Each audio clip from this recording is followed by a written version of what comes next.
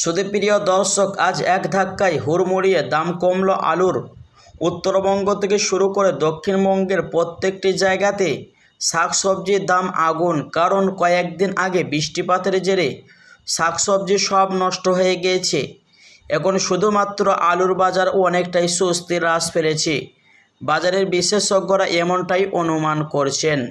তো সুধীপ্রিয় দর্শক, আজ পশ্চিমবাংলায় কোন কোন জায়গায় আলুর দাম কেমন রয়েছে এবং পশ্চিমবঙ্গের কোন কোন ইউনিটে আলুর দাম কতটা বেড়ে উঠেছে, এবং শুধু তাই নয় বন্ধুরা, আগামীতে আলুর দাম নিয়ে বাজারে বিশেষজ্ঞরা কী জানাচ্ছেন, দাম বাড়বে না কমবে। প্রিয় দর্শক, বিস্তারিত জানতে ভিডিওটি স্কিপ না করে শেষ পর্যন্ত মনোযোগ সহকারে দেখবেন। আর প্রতিদিন আলুর আপডেট জানতে, আমাদের দরদামগুলি জানতে ইউটিউব চ্যানেলটি সাবস্ক্রাইব করে পাশে থাকবেন। আর আপনি ভিডিওটি কোন জেলা থেকে দেখছেন অবশ্যই ভিডিওর কমেন্ট বক্সে লিখে জানাবেন। তো চলুন প্রিয় দর্শক, এক নজরেই দেখে নেওয়া যাক। দক্ষিণবঙ্গে এই বছর আলুর ফলন তুলনামূলকভাবে ভালোই রয়েছে, কিন্তু উত্তরবঙ্গের আলুর ফলন অনেকটাই আগের তুলনায় কম দেখা যাচ্ছে।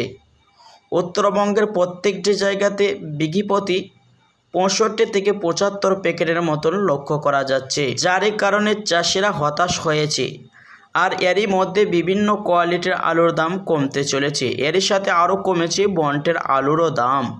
তো চলুন দর্শক, আজ কোন কোন ইউনিটে আলুর দাম কতটা কমেছে, বন্টের দাম কতটা কমেছে, তো আসুন প্রিয় দর্শক মণ্ডলী এবার দেখে নেওয়া যাক বিভিন্ন ইউনিটের আলুর দরদামগুলি, কতটা দাম নেমেছে, কতটা দাম বেড়েছে।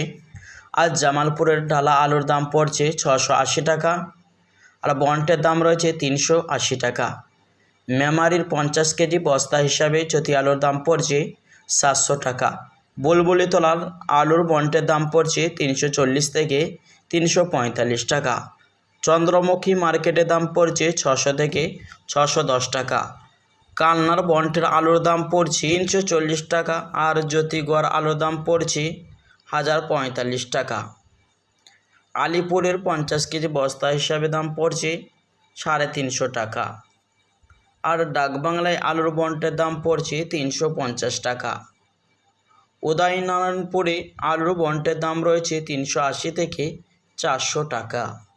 তো সুধীপ্রিয় দর্শক, আমাদের এই ছিল আলুর দরদামের আপডেট। তো দর্শক, আপনি যদি আপনার এলাকার আলুর বন্টের দাম জানতে চান তাহলে কমেন্ট বক্সে লিখে জানাবেন।